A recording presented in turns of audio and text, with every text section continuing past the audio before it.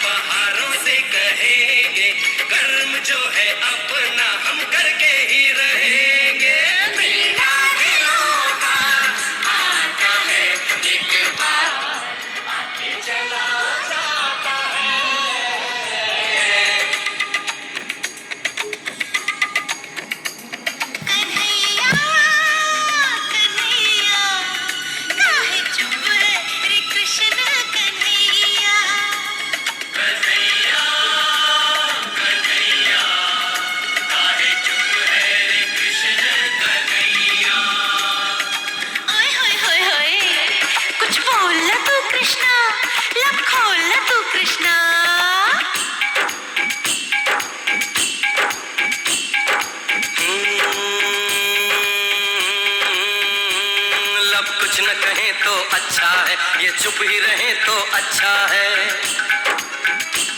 लब कुछ न कहें तो अच्छा है, ये चुप ही रहे तो अच्छा है। मतलब की भरी इस दुनिया में ना जाने कौन सच्चा है। हमने भी देखे सपने थे, हमने भी चाहे अपने थे, पर वक्त ने हमें सिखला ही दिया हर धागा यहाँ पर कच्चा है, हर धागा यहाँ पर कच्चा है, हर धागा यहाँ पर कच्चा है।